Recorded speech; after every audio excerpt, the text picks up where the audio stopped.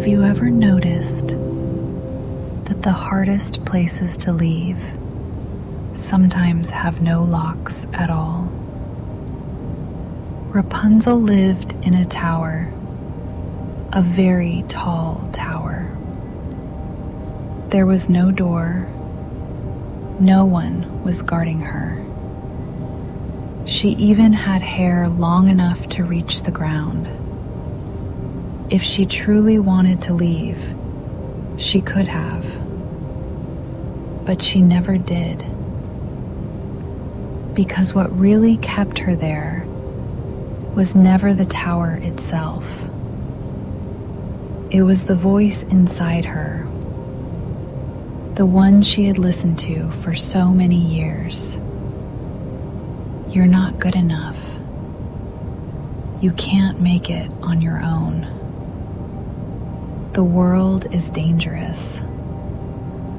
No one else will ever love you.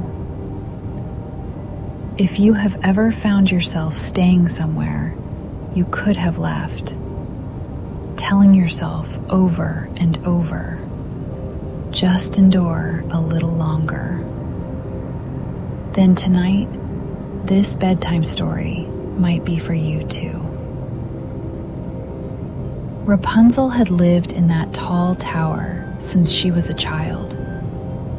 The tower had no door, only a window.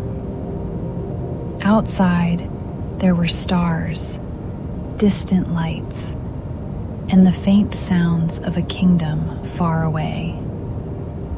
But she never went down, because someone had told her, the outside world is dangerous. You will get hurt. Only I can protect you.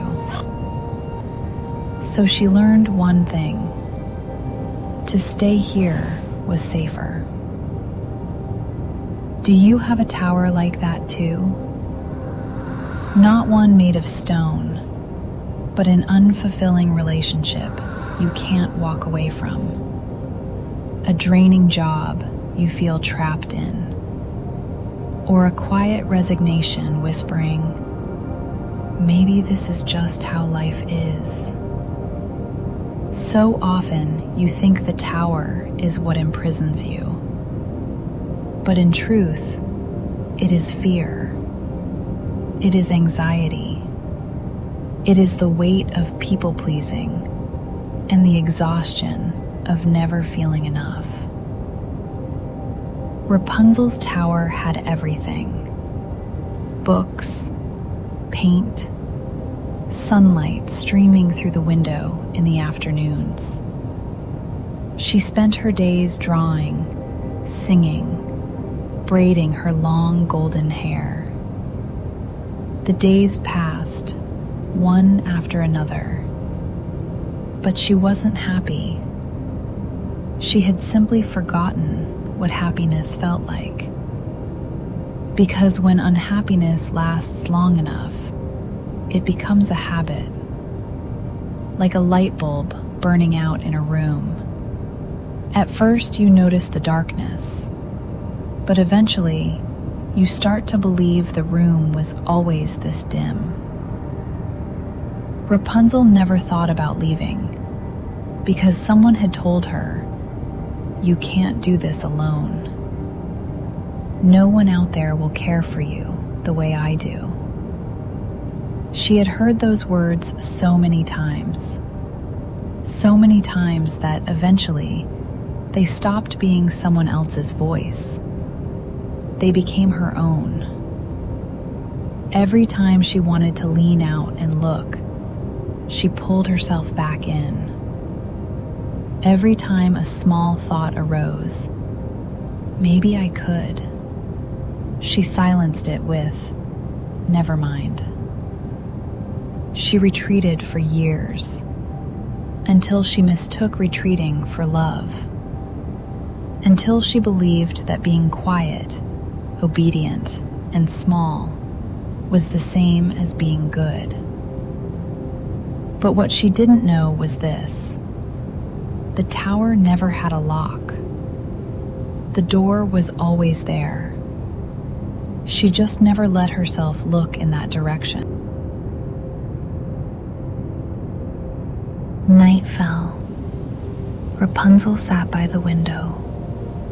A cool breeze drifted in. She closed her eyes, and what appeared in her mind was not the stars outside. It was a voice. You're not enough. You'll mess everything up. No one else will ever love you. That voice once belonged to someone else. Now, it lived inside her. Sometimes, what traps you isn't the tower. It's the voice someone else left behind in your mind. And that is the hardest part.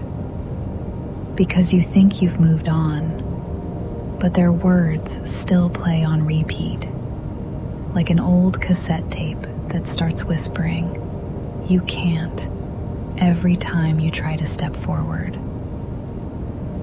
Rapunzel hugged her knees and buried her face in her arms. Her golden hair pooled on the floor like a long, long rope. If she wanted to, she could have climbed down at any moment, but she didn't. Sometimes, the hardest thing to leave behind isn't the person who hurt you. It's the voice they planted in your heart. We often believe we are trapped by a person, a relationship, or a circumstance. But in the end, you realize what truly holds you captive is that quiet thought, maybe I don't deserve anything better. That thought was planted by someone else long ago. You just haven't had the chance to pull it out. One night, Rapunzel couldn't sleep. She gazed out the window. The distant kingdom flickered with lights, so small, so far away. She suddenly wondered, if she went down there, would one of those lights belong to her? Just then, she noticed a small figure sitting in the grass below. A little lamb. She didn't know when he had arrived. He simply sat there, looking up at the tower. Rapunzel asked cautiously, "What are you looking at?" The lamb looked up. "The stars." Rapunzel paused. "Can you see them from down there?" The little lamb smiled. "Sometimes." Rapunzel looked at him, puzzled. "I thought the stars might look a little different from down here." Rapunzel said nothing, and the lamb didn't say anything more. He just sat quietly in the grass. After a while, he asked, "Rapunzel, do you like living in that tower?" She opened her mouth, but no answer came, because she suddenly realized she didn't know. She had lived there so long that she could no longer tell the difference between "I like this" and "I'm used to this." The lamb didn't press her. He simply said softly, "It's okay not to know. You can take your time." She suddenly remembered something. She hadn't truly wanted anything in a very long time. She had grown accustomed to being given things: food, clothes, the narrative that this is for your own good. She had forgotten that she was allowed to want, to desire something, and to reach for it. Rapunzel looked at those distant lights. Inside her, a very small voice rose, so faint she could barely hear it. But it was hers. "I want to go down and see." She was startled, because for the first time, she had a thought that no one else had approved. And she began to cry. Not from sadness, but because she finally felt it. Felt that she was still alive. that there was still a place inside her that had not gone completely dark. Rapunzel picked up the scissors. She looked at herself in the mirror. Her hands trembled. The blades opened and closed and opened. She looked down at the hair that had been with her for so many years. Then she looked out the window. The lamb was still there. He wasn't rushing her. He wasn't asking when she would come down. He was just sitting quietly in the grass. Rapunzel remembered his words. It's okay not to know. She looked at her reflection, and she suddenly understood. What she feared wasn't just cutting her hair. She was afraid of cutting away the version of herself who was needed. Because if her worth was only in that hair, then what would be left of her once it was gone? She remembered all the words she had absorbed over the years. You're too much. You're too sensitive. You'll regret this. You can't survive alone. Those words had wrapped around her like layer upon layer of soft cocoon. Gentle, yes, but suffocating. Rapunzel closed her eyes, took a deep breath. For the first time, she didn't ask, "What do others want me to do?" She asked herself, "What do I want?" A long moment passed, and finally, she heard her own voice. "I want to try." And then, the first strand of golden hair fell to the floor like a ray of light leaving her body. Rapunzel didn't stop. She kept cutting. One strand, another, and another. With every cut, she expected to cry, but she didn't. What she felt was lightness. Her head felt lighter. Her heart felt lighter.